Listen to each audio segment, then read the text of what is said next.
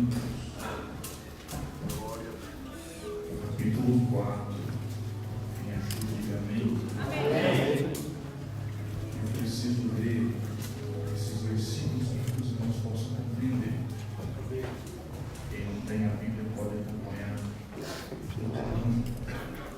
Vai nos dizer assim a palavra do Senhor: que os homens nos considerem como ministros de Cristo e mordomos dos mistérios de Deus. Além disso, requer-se dos mordomos que cada um se ache fiel. Todavia, a mim muito pouco se me dá de ser julgado por vós ou por algum juiz humano, nem eu tampouco a mim mesmo me julgo, porque em nada me sinto culpado, mas nem por isso me considero justificado, pois quem me julga é o Senhor.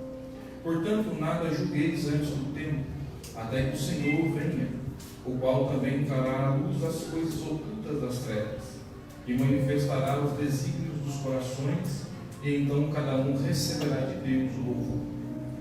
E eu, irmãos, apliquei estas coisas, por semelhança a mim e a Apolo, por amor de vós, para que nós aprendais a não ir além do que está escrito, não vos ensoberbecendo a favor de um contra outro. Porque quem te faz diferente? E que tem tu que não tenhas recebido?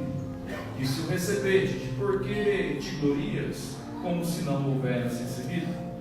Já estáis fartos, já estáis ricos, sem nós reinais? E quisera reinasseis, para que também nós viéssemos a reinar convosco. Porque tenho para mim que Deus, a nós, apóstolos, nos pôs por últimos, como condenados à morte, pois somos feitos espetáculo ao mundo, aos anjos e aos homens. Nós somos loucos por amor de Cristo, e vós sábios em Cristo, nós fracos e vós fortes, vós ilustres e nós vis. Até esta presente hora sofremos fome e sede, e estamos nus, e recebemos bofetadas, e não temos pousada certa.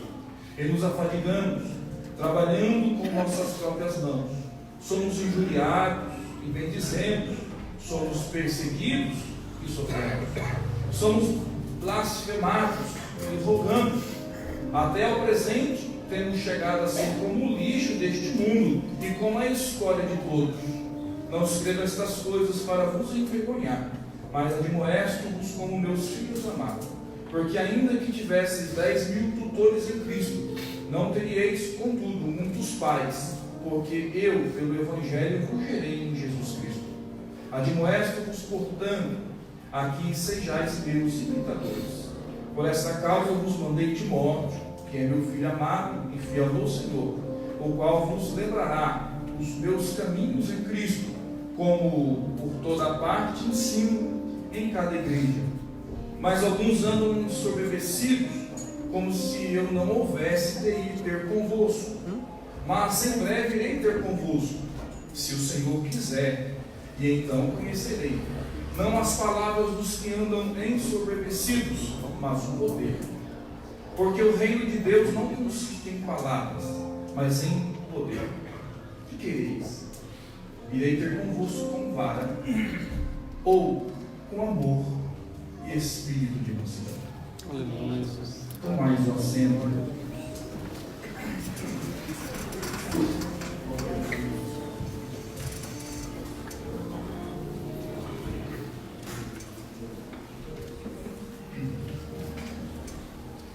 Quero, nessa oportunidade, nesta noite, agradecer, porque a minha família está aqui. O pastor me falou de mim, que não poderia estar, e me pediu para que eu trouxesse a palavra de ensinamento. Então é grande a responsabilidade. Mas eu quero ser fiel e cumprir essa missão, trazendo uma palavra no corações dos irmãos. Eu fiz questão de ler todo o capítulo 4 da primeira carta que Paulo escreve aos Coríntios, onde ele vai tratar acerca dos ministros, porque Paulo aqui como em toda a carta escrita aos Coríntios, na sua primeira, ele vai tratar de problemas, ele vai resolver problemas, porque chegou uma notícia até ele de que a igreja estava sofrendo com algumas divisões. O Paulo, muito preocupado com isso, ele entende que era necessário escrever a carta para colocar os pingos nos is, fazendo com que a igreja voltasse a funcionar como assim é a vontade de Deus, sempre crescendo, sempre prosperando, sendo sempre cheio do Espírito Santo. Mas antes de nós chegarmos aqui no capítulo 4, ou no contexto total da carta de Paulo aos Coríntios, eu preciso fazer você entender que Deus usa a cada um de nós conforme a nossa própria capacidade.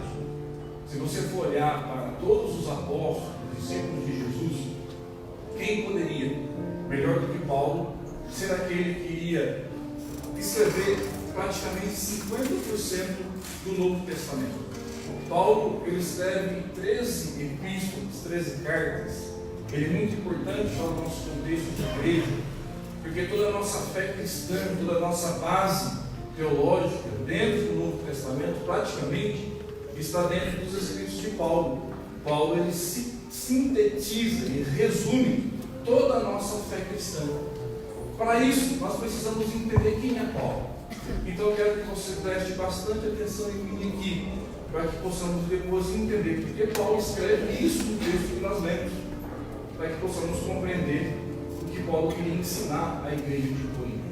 Paulo foi alguém que se destacou porque ele era alguém que tinha muito conhecimento, alguém que tinha base, alguém que tinha capacidade para ser quem foi. Paulo, ele é da cidade de Tarsis. A cidade de Tarsis não era muito conhecida, era uma cidade pequena, mas dentro do contexto do Império Romano, na época, em que se destacava 3 grandes nações. Primeiro, os gregos, pela sua capacidade intelectual, pela sabedoria, pelos filósofos. Depois se destacava Roma por causa da política, por causa da economia. Depois se destacava Israel por causa da religião. Tarsis, no seu contexto, era romano, uma província romana. Não tinha muito o que se destacava nela, na questão de grande cidade.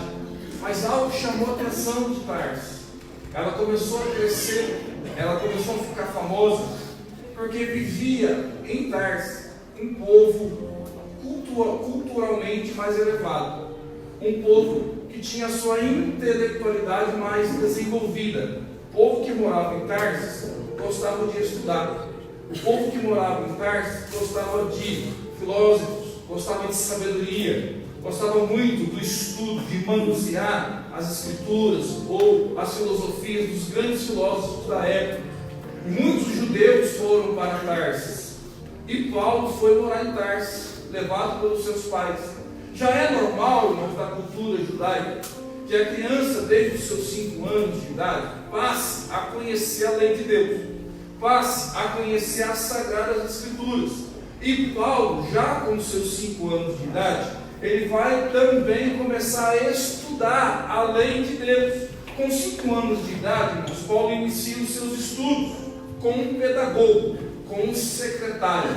Nós vamos observar que Paulo fala disso em Gálatas e também no texto de 1 Coríntios 4, quando fala de tutores ou aibos, são pedagogos, são pessoas que eram designadas para ajudar a criança judia no seu desenvolvimento intelectual. E Paulo tinha esse pedagogo, esse secretário que levava ele para a escola, que trazia ele da escola, que ajudava ele nos estudos da lei de Deus. Então, com 5 anos de idade, Paulo ele vai começar a estudar. Nesse primeiro contato com os estudos, Paulo passou a conhecer acerca da história de Israel. Paulo passou a conhecer a história do seu povo. Ele foi aprender sobre Abraão, sobre Isaac, sobre Jacó, sobre Moisés, sobre a lei. Paulo foi conhecer a história. Só que Paulo continua estudando. Aos 10 anos de idade, Paulo vai para o 2º grau na sua fase de estudos, onde Paulo vai aprender agora a lei oral, era o primeiro contato com a escola de fariseus, com a escola farisaica, porque Paulo tinha o desejo, ele estava sendo preparado para isso, para se tornar também um fariseu. Porém, no nosso contexto, quando a gente fala de fariseu, o que vem na sua mente? Pessoas hipócritas, pessoas falsas. Se alguém chegar aqui e falar assim, nossa, irmão não parece que é um fariseu, nossa, que irmão é falso, irmão é hipócrita. Mas no contexto de Paulo, no contexto judaico, na época de Paulo, o fariseu não tinha esse contexto de hipocrisia. Não. O fariseu tinha o contexto de alguém zeloso por guardar a palavra de Deus. De alguém zeloso por guardar a palavra. Ou seja, era o guardião dos 613 preceitos da lei de Moisés. Então Paulo já estava sendo preparado para se tornar um fariseu, alguém zeloso para guardar a palavra de Deus em seu coração e zelar pelos 600 preceitos da lei de Deus. Quem está entendendo, diga amém. Amém. Paulo agora, depois de algum tempo de estudo no seu segundo grau, Paulo vai aos 15 anos de idade mudar-se para Jerusalém. Paulo vai para Jerusalém, porque Paulo agora precisava ingressar numa academia, ou seja, num ensino superior, num grau acadêmico. E Paulo vai agora estudar em uma grande escola de um rabino famoso da época, chamado de Gamaliel. Gamaliel era filho de Simeão e neto de Iriel. Na época em que Paulo volta a Jerusalém, se destacava duas escolas nesse período. Uma escola, a escola de Shammai, que era uma escola já mais radical, e a escola de Hillel, que era uma escola mais prudente. Paulo vai para a escola de Hillel. O que Paulo vai aprender agora aos pés de Gamaliel era um exemplo, porque Paulo entendia que Gamaliel na época era um exemplo de sabedoria e de reputação. Paulo vai sentar, e quando eu falo de sentar é literal. Paulo se sentava aos pés de Gamaliel. Ele pegava uma tabuinha de madeira, um estilete de ferro, tudo aquilo que Gamaliel ia editando e ensinando, Paulo ia escrevendo com o seu estilete. Literalmente, Paulo vai se sentar aos pés de Gamaliel. O que Paulo vai aprender lá? Paulo vai aprender grego, Paulo vai aprender hebraico, Paulo vai aprender aramaico. Existia dentro dessa escola, a escola de Hillel, dirigido por Gamaliel, um sistema de ensino chamado, na época, de diatribe, que era um sistema de perguntas e respostas. Você vai entender isso quando Paulo vai escrever, quando Paulo Lucas vai nos mostrar Paulo em ação, em Atos dos Apóstolos, muito sobre isso, principalmente quando ele chega em Tessalônica, quando ele vai entrar numa sinagoga. Paulo usa muito desse sistema de ensino de perguntas e respostas para disputar com os judeus fariseus, com os judeus conhecedores da lei, com os gregos dentro das sinagogas. Então Paulo vai estudar esse sistema de perguntas e respostas. Ainda dentro desse sistema de ensino de Paulo, Paulo vai ter duas grades curriculares. A primeira era chamada de Halaká. O que Paulo aprendia aqui? Paulo aprendia tradições das leis em sua totalidade, aprendia sobre direito canônico. Paulo estava se preparando. Além disso, Paulo estudava o Haggadah, que era o quê? Verdades religiosas do Antigo Testamento. Paulo aprendeu sobre teologia moral. Além de Paulo aprender sobre tudo isso, Paulo aprendeu sobre tipologias, sobre justificação, sobre igualdade das tribos, sobre como cuidar dos pobres, etc, etc, etc, etc. Ou seja, Paulo era alguém preparado, era alguém capacitado, porém religioso. Não tinha ninguém melhor do que Paulo. Não tinha ninguém mais preparado do que Paulo. E lá na frente a gente vai entender que o próprio Senhor entende isso. Porque Deus precisa da nossa capacidade. Por que eu estou falando tudo isso? Porque Paulo não era qualquer um. Paulo era alguém muito preparado para fazer o que fez. E Deus usou Paulo em sua capacidade. Porém, preparadíssimo como era, além de preparado, mas religioso ao extremo, zeloso pela palavra, zeloso pela lei, zeloso em cuidar das coisas de Deus. A história diz, os estudiosos da Bíblia vai dizer, que Paulo e Jesus tinham aproximadamente uma diferença de 10 anos entre um e outro.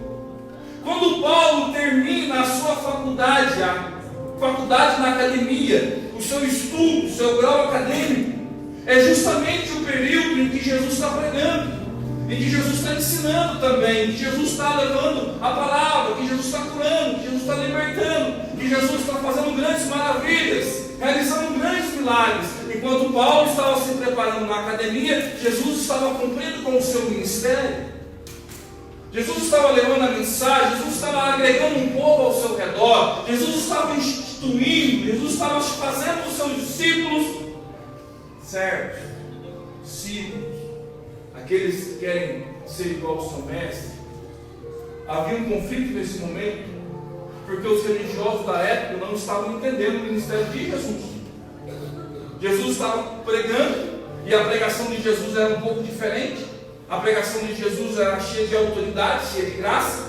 Todo mundo olhava Jesus pregar e sentia algo diferente, a ponto de dizer: mas esse prega é diferente dos fariseus, esse prega é diferente dos saduceus, esse prega é diferente dos religiosos, porque ele prega com uma autoridade tão grande que as pessoas começam a se converter, que as pessoas começam a segui-lo. Jesus estava se destacando, Jesus estava levando o reino. A mensagem que Jesus prega impactou o mundo da época, a ponto de toda a classe religiosa, de toda a classe dos sacerdotes, dos levitas, daqueles que comandavam a instituição religiosa de Israel na época, não sabiam o que fazia para parar o crescimento dessa suposta seita que foi mais tarde chamada de Nazareno. O próprio mestre de Paulo, Gamaliel, em Atos do capítulo 5, quando questionado acerca daqueles que eram apóstolos, que seguiam Jesus, começa a dizer assim: olha, deixa eles aí, deixa eles embora, porque antes deles vieram muitos outros que também se intitulavam Cristo, e também se intitulavam Messias, mas que até juntou um povo ao seu redor, mas parou por aí, findou, a obra não continuou. Quero dizer para vocês que se esse porventura for de Deus, se esse Cristo aí porventura, se esse Jesus aí porventura for de fato Filho de Deus, não adianta tentar parar o crescimento, não adianta tentar bater neles, não adianta tentar prender eles, porque se é de Deus permanece. Se não é de Deus, para por aqui. E eles dão uma sacudida nos apóstolos, bate neles, deixa eles irem. Eles continuam pregando, eles continuam levando a mensagem. Nesse interim, Paulo estava saindo da faculdade. Paulo estava agora no gás, zeloso pela obra, zeloso por cumprir com a lei de Deus. Quando a igreja começa a crescer em Atos dos Apóstolos, quando a igreja começa a se expandir, quando Jesus morre, ressuscita, sobe aos céus e dá a missão aos discípulos, dar continuidade, continuar com a pregação, e a igreja foi crescendo, Paulo se levanta: peraí, que isso? Eu preciso me levantar, eu preciso combater contra a seita, eu preciso combater contra os nazarenos, eu preciso combater contra esses aí que se dizem agora servos de Deus e que estão trazendo uma confusão para o nosso contexto religioso.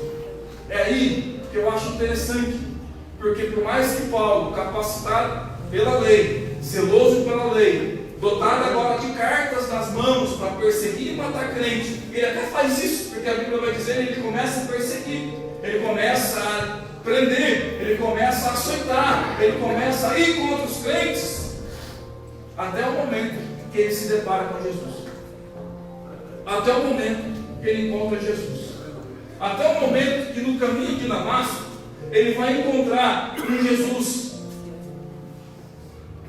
que muda a história dele, que muda a vida dele, que faz com que ele entenda agora que ele, Cristo, que ele, Jesus, era o Senhor. A Bíblia vai dar para nós a primeira passagem que parece Paulo, é Atos capítulo 7, 58, depois que mata Estevão, que ele recebe cartas para ir cumprir a sua missão de acabar com a seita de Nazareno. Porém, Jesus o escolheu para uma grande obra. Em Atos 9, Jesus se revela a ele. Em Atos capítulo 9, do caminho de Damasco, Jesus se revela a ele. E eu aqui aprendo 4 coisas extraordinárias. Em Atos no capítulo 9, primeiro, eu aprendo sobre a revelação teológica, porque diz Atos 9, versículo 4, que ele ouve uma voz. A voz de Deus, a voz do próprio Jesus falou com ele. Segundo, eu entendo que ele recebe uma revelação cristológica. Por quê? Porque Jesus disse para ele assim: eu sou. Ele estava recebendo a revelação cristológica. Terceiro, revelação soterológica. Versículo 5. Cristo exaltado. Ele estava recebendo agora a visita, ou seja, o próprio Cristo estava aparecendo a ele, e Cristo naquele momento salvaria a vida dele, transformaria a vida dele, mudaria todo o rumo da sua vida. E quarto, ele recebe uma revelação biográfica, porque no versículo 15 de Atos 9 vai nos dizer que Deus agora, que Jesus agora dá uma missão a Paulo, para que Paulo fosse agora pregar a palavra, dando continuidade, falando da biografia, falando da mensagem. Paulo agora se tornaria um grande pregador do Evangelho. A vida dele muda totalmente. E é tão importante a conversão de Paulo, que o próprio Lucas, ao escrever Atos dos Apóstolos, vai trazer 3 referências acerca disso. Lucas fala em Atos no capítulo 9, acerca da conversão de Paulo. Lucas fala em Atos capítulo 22, e Lucas fala em Atos capítulo 26. De tão grande, de tão importante que foi o fato de Paulo se converter agora ao cristianismo. Paulo, a partir do momento que se converte, ele tenta pregar, mas ainda não era tempo de Deus na vida dele. Ele vai para Tarsis e depois ele desaparece por um período de 14 anos. Tempo esse que ele vai se preparar para se tornar um grande pregador do Evangelho. Ele só vai iniciar o seu ministério de fato, de verdade, em Atos no capítulo 13. Só que aí ele já está transformado. Só que aí ele já conhece o Cristo que salvou a vida dele. Só que aí a vida dele já foi totalmente modificada, transformada. O período que ele fica de 14 anos, não é que ele foi sumido, ele foi fugir, ele foi se esconder, não, ele foi se preparar, porque ele estava numa transição, ele estava saindo da religiosidade daquele momento do judaísmo, para ser agora um discípulo verdadeiro de Cristo e dar continuidade à pregação do Evangelho. Paulo agora ele precisava ser transformado, e ele foi transformado, e ele se transforma agora num grande missionário. Ou seja, aquele que tinha cartas nas mãos para destruir, para prender, para aprisionar, para escravizar, com o único objetivo de destruir a seita que crescia, que era o povo de Deus, que era a igreja, agora se torna um grande missionário de Deus. Ele vai empreender 3 grandes viagens, ele vai começar a instituir igreja, ele vai começar a abrir igreja, ele vai começar a ensinar a crentes, ele vai começar a ensinar, a treinar, a cabalitar, a instruir obreiros. Ele vai abrir igreja, porque ele vai cumprir com o seu chamado. Porque Paulo agora é um missionário. E dentro dessas igrejas que Paulo abre, que Paulo institui, que Paulo passa a estabelecer, está a igreja de Corinto. A igreja de Corinto é uma igreja que cresceu. A igreja de Corinto é uma igreja que se fortificou. A igreja de Corinto era uma igreja que tinha um destaque especial, até pela cidade que eles se encontravam. Por quê? Porque Corinto era uma grande metrópole grega e de maior destaque nos tempos de Paulo. Era uma grande cidade, se destacava. E por ser uma grande cidade que se destacava, 3 características imperavam ou se destacavam na cidade de Corinto. Primeiro, eles eram intelectualmente arrogantes. Segundo, eles eram materialmente prósperos. Terceiro, eles eram moralmente corruptos. Ou seja, sabe o que reinava e que imperava na igreja, na cidade de Corinto? O pecado. O pecado dominava a cidade. Esse era o contexto de Corinto. Uma igreja intelectualmente arrogante, ou uma cidade intelectualmente arrogante, porque ali os filósofos gregos sobressaíram. Eles tinham o costume de as praças da cidade, cada um com a sua turminha, ouvir o seu filósofo preferido. Eles eram arrogantes, eles eram ricos, materialmente prósperos, e o pecado dominava tanto a cidade que eles eram uma cidade contaminada pelo pecado, uma cidade corrupta. Só que Paulo chegou lá, a igreja chegou lá, um missionário cheio de Deus chegou lá, um homem servo de Deus, cheio da sua presença, chegou em Corinto.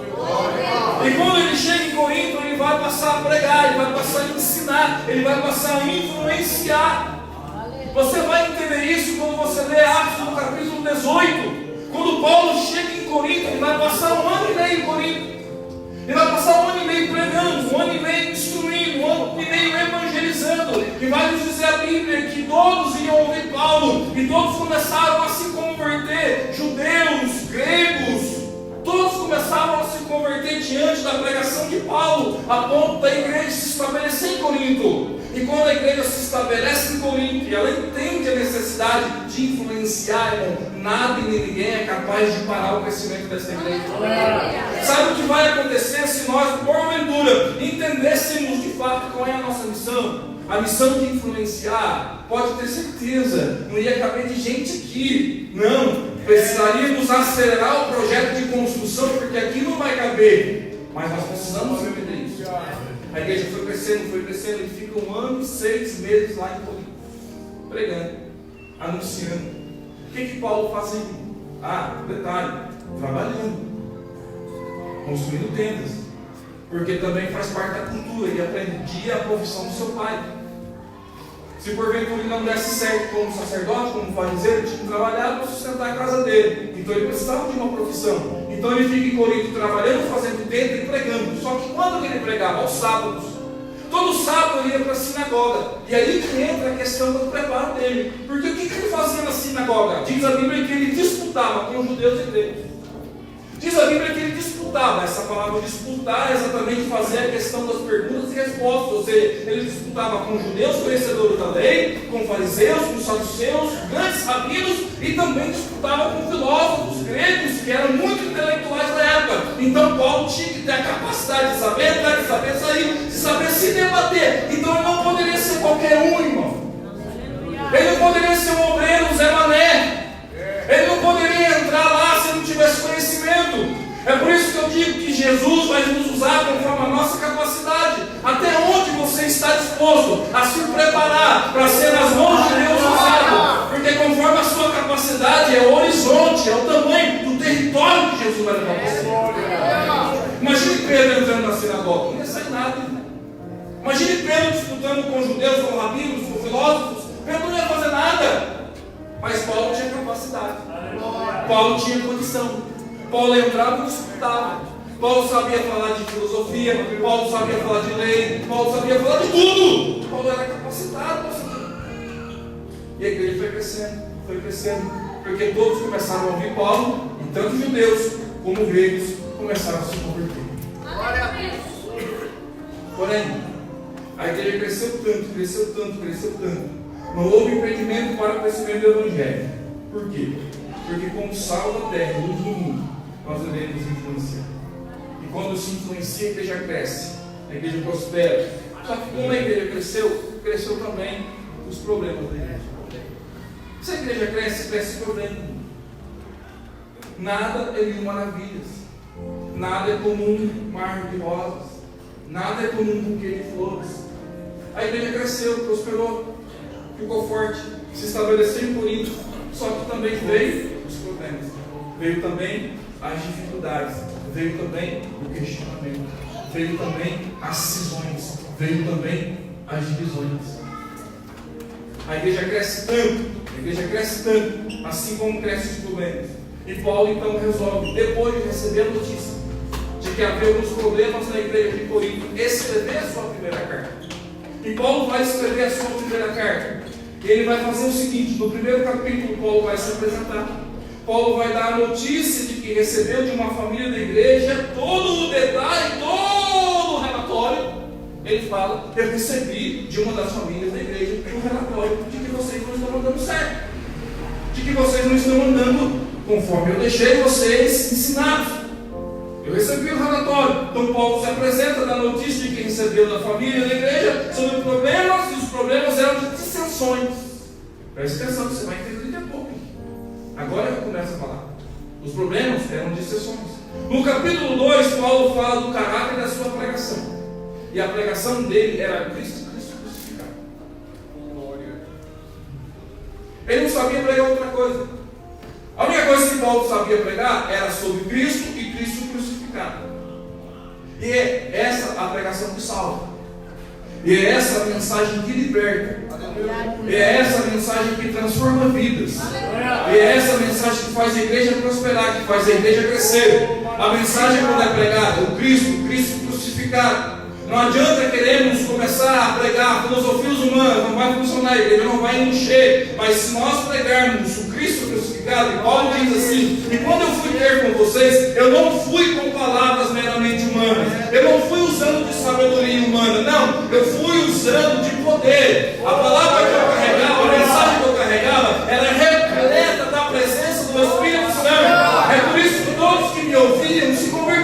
porque eu não fui falar de filosofia, eu fui falar de Jesus. E de Jesus crucificado. No capítulo 3, Paulo vai ficar um pouquinho bravo. No capítulo 3, Paulo fala do problema da divisão da igreja. Fala da carnalidade da igreja. No capítulo 4, Paulo fala da vanglória e do ministério. Paulo vai começar a falar com os obreiros. Paulo vai começar a falar acerca do porquê, do motivo da divisão. No capítulo 3 de 1 Coríntios. Só que eu quero destacar aqui sobre o capítulo 3 de 1 Coríntios. Paulo vai chamar a igreja de carnal. Ele diz assim: e eu, irmãos, não vos pude falar como a espirituais. Embora no próprio capítulo 1, Paulo chama aquela igreja espiritual. Paulo fala que eles tinham todos os dons. Junto com a carta que Paulo escreve aos Efésios, a igreja de Éfeso, primeiro a igreja de Corinto e a igreja de Éfeso eram igrejas espirituais. Ou seja, estava distribuído sobre a igreja de Corinto dons. Eles eram capacitados pelos dons. Mas Paulo chega aqui e fala assim: eu, irmãos, não vos pude falar como espirituais, mas como a carnais, como a meninos em Cristo. Por quê? Porque com leite vos criei, e não com carne, porque ainda não podieis, nem tampouco agora vocês podem. Porque começou a haver rixa, a haver dissensões, a haver divisões da igreja, a haver briguinha. E Paulo vai combater isso. Carnalidade, ele vai dizer que vocês só são divisores porque são carnais. Porque alguém espiritual não divide, alguém espiritual soma, mas o carnal divide. Porque ainda sois carnais, pois havendo entre vós inveja. Olha o que havia na igreja de Corinto: inveja, contendas e dissensões. Não sois porventura carnais e não andais segundo os homens? Entenda que Paulo está escrevendo para combater problemas da igreja. E esses problemas não eram só para a igreja de Corinto, ultrapassou os tempos, chega até nós até hoje. Aí o versículo 4: porque dizendo olha o problema da igreja, eu sou de Paulo. Aí outro vinha e dizia assim: eu sou de Apolo. Aí outro chegava e dizia assim: eu sou de Pedro, eu sou de Cristo, eu sou desse, eu sou daquele. Aí Paulo vai dizer assim: olha o que Paulo vai dizer: porventura não sois carnais? Porque quem é Paulo? Aí ele vai começar a falar com os obreiros, vai começar a falar: porque quem é Paulo? Quem sou eu? Quem é Paulo? Quem é Paulo? Se não ministros pelos quais crestes, homens de Deus, usados por Deus, pregaram para vocês, e foram através da mensagem deles que vocês acreditaram na mensagem, estabeleceram a igreja. Que a igreja cresceu? Quem somos nós, se não ministros pelos quais crestes, conforme que o Senhor deu a cada um? Aí ele vai dizer: eu plantei, gente. Apolo veio e regou, mas sabe de uma coisa, quem dá o crescimento é Deus. Por que vocês estão brigando? Por que vocês estão criando racha dentro da igreja? Panelinha dentro da igreja? Não sou eu, não sou Apolo, não é Pedro, não é ninguém, é Deus que dá crescimento. Só que cada um conforme a sua capacidade, cada um conforme o seu chamado. Então não pode ter ciúme, não pode ter rixa, não pode ter competição na igreja, porque cada um é usado conforme Deus chama. É isso que Paulo está dizendo, e vocês estão criando um problema muito grande para a igreja. Estão dividindo a igreja. Eu não posso aceitar isso. Por isso, nem o que planta é alguma coisa, nem o que rega é alguma coisa, mas é Deus que dá o crescimento. Aí continua: ora, o que planta e o que rega são um, mas cada um receberá o seu galardão segundo o seu trabalho.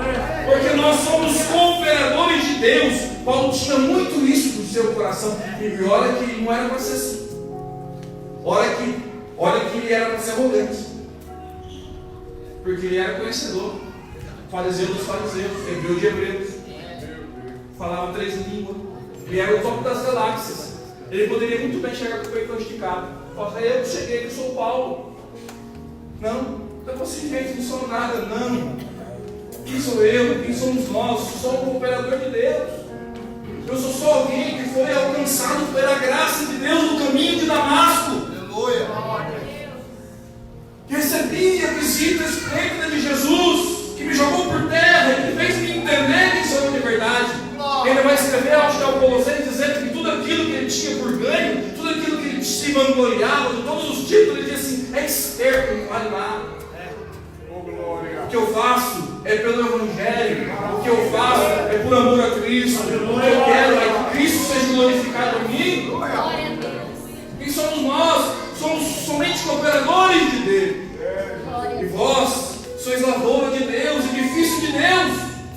Aí presta atenção no versículo 10. Segundo a graça de Deus me foi dada, segundo a graça de Deus que me foi dada, segundo a missão de Deus que me foi dada, segundo o dever que Deus me deu, de agora ser um missionário, um implantador de igreja, um estabelecedor do reino de Deus na terra. Eu faço isso, fiz isso, como fiz com a igreja em Corinto. Segundo a graça que me foi dada, pus eu, Paulo está dizendo. Pus eu, o que ele pôs? O fundamento. Ele pôs o fundamento, ele chegou em Corinto, ele passou 1 ano e meio trabalhando, indo à sinagoga pregar. Deus foi mandando o povo foi se agregando a ele, se formou ali uma igreja.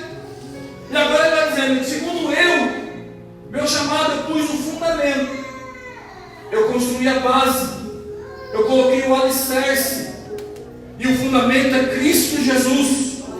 O que eu preguei foi a doutrina dos apóstolos, o que eu preguei foi Jesus, a base é Jesus, o fundamento é Jesus. Ele está dizendo para a igreja de Corinto: pode chegar qualquer um, pode vir qualquer um de fora, dizendo que vai colocar um outro fundamento, que não existe outro fundamento, o único fundamento é Jesus Cristo. Glória a Deus. Só que ele olha aqui e ele vai falar algo interessante que me chamou a atenção nessa tarde.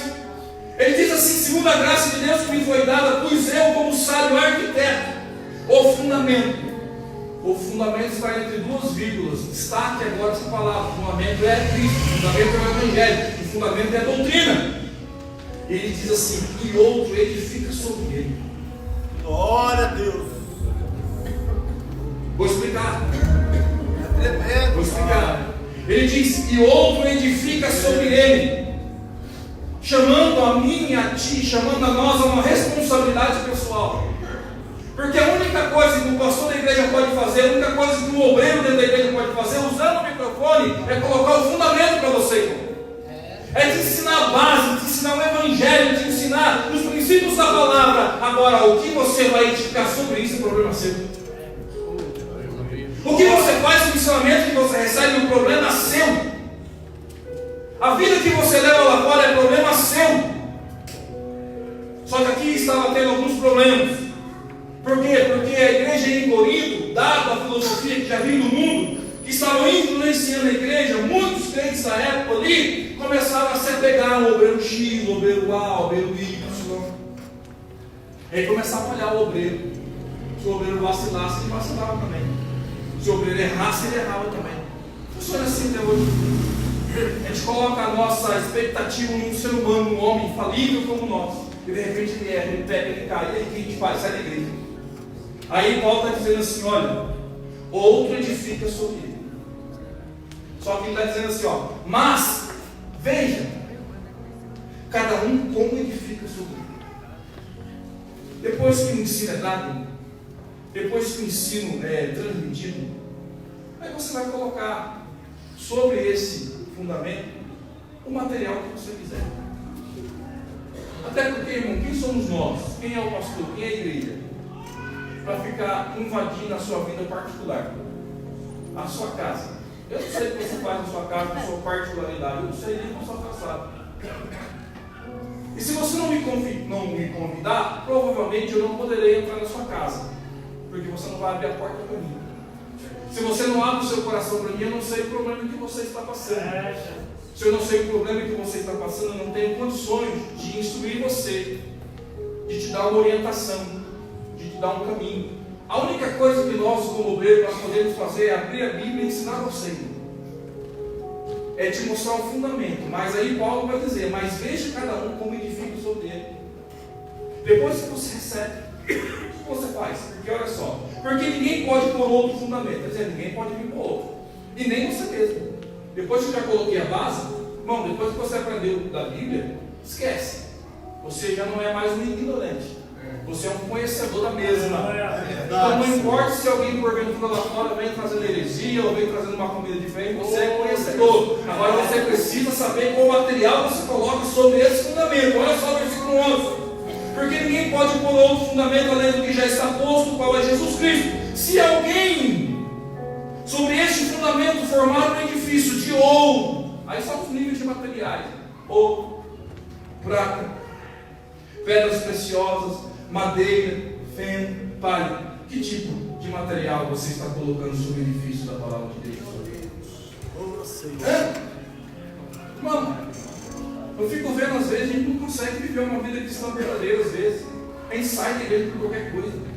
A gente sabe porque terminou um namoro, a gente sabe porque o pastor não deu pai do Senhor, a gente sabe porque ficou desempregado, a gente sabe porque veio enfermidade, a gente sabe um monte de coisa. Que material você está colocando sobre o fundamento? Meu Deus!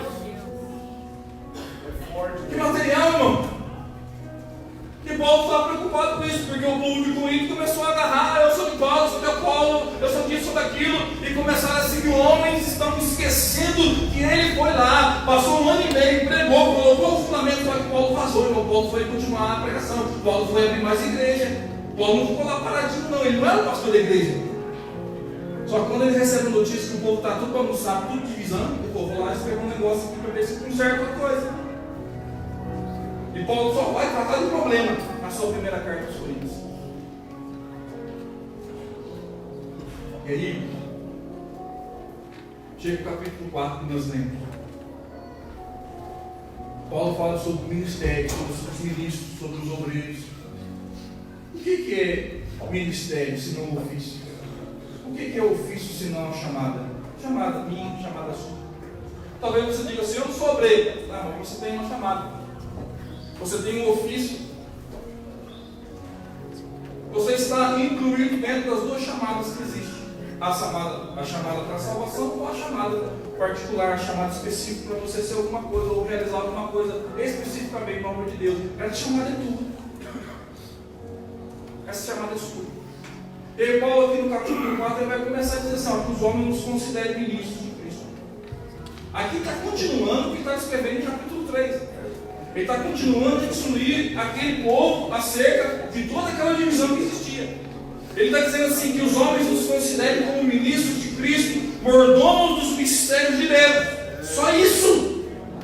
Não somos estrelas, não somos popstars, não somos pessoas que devem ser reverenciadas. Não, apenas ministros de Cristo, mordomos dos mistérios de Deus. Nós somos só isso.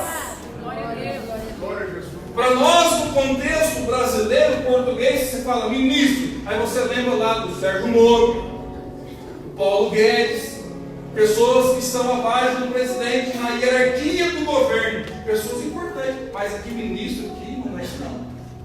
Ministro aqui é servo, ministro aqui é escravo, ministro aqui no original é o que? É ruperetas. Aí Paulo está usando uma linguagem das embarcações da época. Paulo queria mostrar para eles que eles não eram tudo aquilo lá não. Que eles estavam dentro do navio como escravos acorrentados de pés e mãos. O único objetivo: fazer o barco continuar avançando. E ali sua cor em cima, e ali sua chicotada, ali o capitão lá em cima dizendo: vamos embora! Bora, ministros! Bora remar, o barco precisa continuar navegando. Eu preciso chegar no meu destino. Aí Paulo, que os homens nos considerem esses escravos no fundo da embarcação, com o único objetivo é fazer o barco andar. Nada de vanglória lá. Vou parar. Eu vi aqui 1 minuto. Negociei com o pastor Rafael. Queria me dar 40 minutos. Eu falei: pastor, é pouco, dá mais 5. Não, tá gravando. Eu negociei. Irmãos,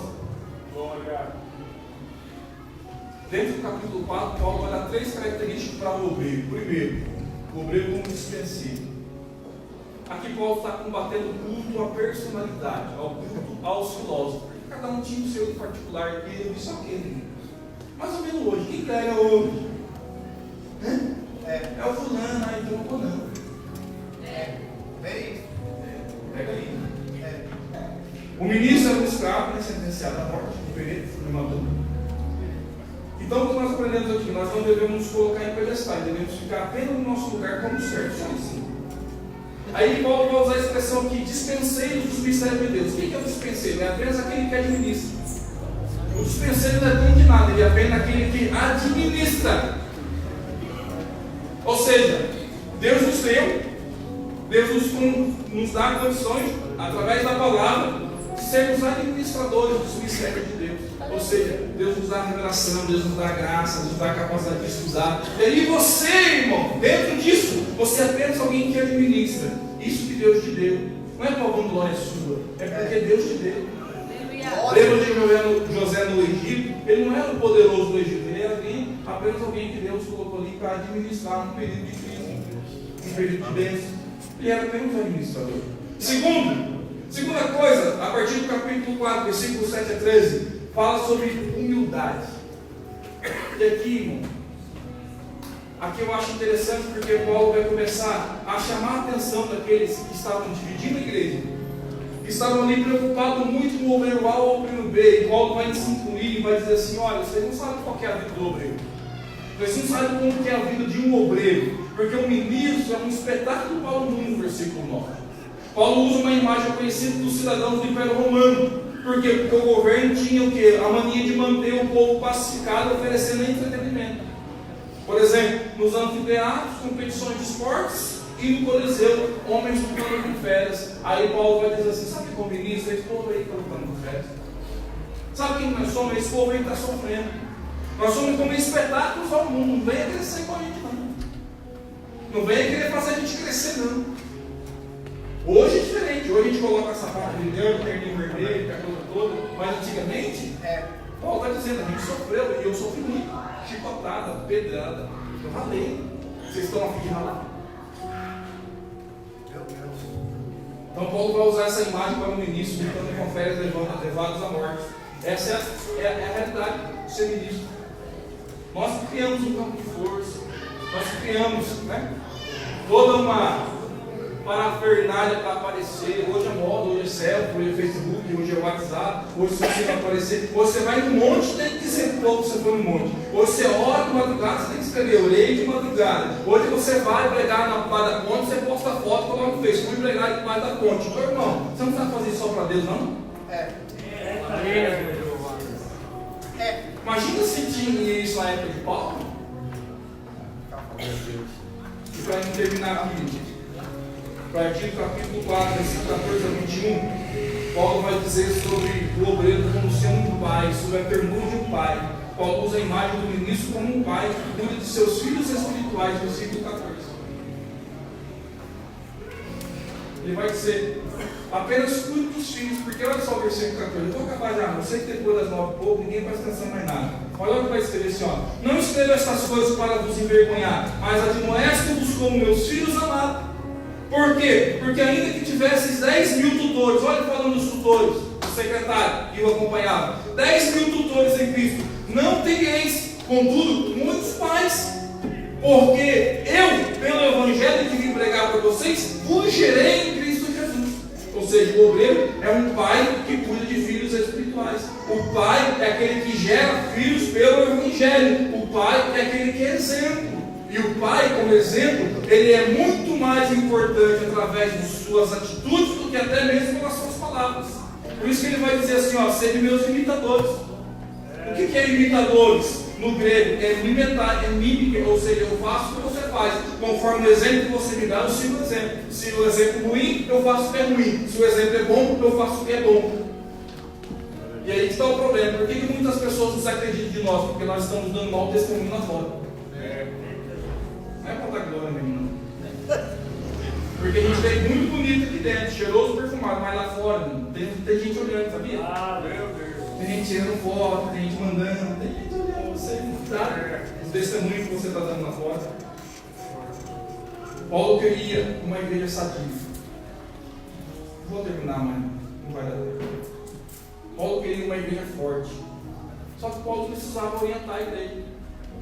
Só que Paulo foi alguém capacitado para fazer. Ele sabia na pele o que era ser alguém que sofreu pelo Evangelho. Ele esteve dos dois lados. E aí, o que eu quero mostrar com isso, e deixar com que vocês reflitam, porque eu fico muito mais preocupado se você sair daqui dizendo assim que aprendeu alguma coisa, ou se você fez barulho durante a pregação. Porque às vezes você dá muita glória a Deus e pula, e quando você chega lá fora, você nem lembra a mensagem que foi pregada. Então, muito mais eu me preocupo com aquilo que você vai pensar quando você colocar a sua cabeça no travesseiro. Você refletir pelo menos 5 minutos naquilo que eu falei, eu já me sinto satisfeito, porque eu sei que valeu a pena e vai se cumprir a palavra de Deus que diz que a palavra de Deus manda não volta para a lei vazia, mas antes faz e cumpre com o qual foi destinada. Se coloque de pé. Glória a Deus. Se coloque de pé. Glória a Deus. Guarda essa palavra no seu coração. Obrigado, Senhor. Pai. Seja um exemplo. Não crie divisão na igreja. Não crie divisão. Mas observe o fundamento. E a partir do fundamento, olhe bem o tipo de material que você está usando para colocar sobre esse fundamento. Que você use materiais de ouro, de prata, de pedras preciosas. Não use prata, não use pedro, não use madeira. Por quê? Porque a Bíblia vai dizer, Paulo vai dizer, que o dia declarará. Chegará um dia que seremos julgados. E conforme a obra que você, o material que você utilizou para construir o edifício, Deus vai julgar você. E aí, irmão, naquele dia é só você e Deus. Glória a Deus.